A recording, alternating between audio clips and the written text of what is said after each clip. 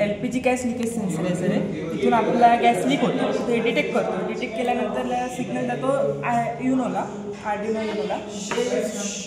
ते सेव्ह झालं की ते लगेच बजर आणि हिला कट ऑफ करतो. आपलं कट ऑफ करतो तिथे मोटरने, सर्व मोटरने कट होतो.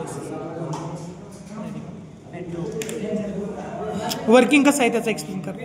वर्किंग सर सगळ्यात पहिले आपला हे जो असतो ना आपला हे कंपोनेंट एक छोटा आपला एक पॅनलमध्ये लागतो आणि ते आपल्या गॅसची चिन्ह असतो ना ते शीट हे म्हणतो आपण ते लागणार आहे सर. आणि जे आपले सेन्सर आहे ते आपल्या ह्याला लागणार आहे, गॅस असतो ना तिथे लागणार. आणि हे आपल्या ह्याला रेग्युलेटरला जसं आपलं भडका झाला आपला, आपण कधी कधी गॅस वगैरे जो असतो तो आपण तसंच चालू ठेवतो. त्याचा जो हे असतो वेपर असतो ते वर जाणार चिन्नीपर्यंत सेन्स होणार. इथून सेन्स डायरेक्ट हा सिग्नल देणार आर्डिनोला. आर्डिनो झाल्याने डायरेक्टली कट ऑफ करणार, बजर पण वाजणार त्याच्यासोबत. जेणेकरून आपल्याला माहीत होणार की कसं म्हणजे घरच्या लोकांना की आपले चालू आहे म्हणून, मग ते लगेच बंद करणार ते सिस्टीम.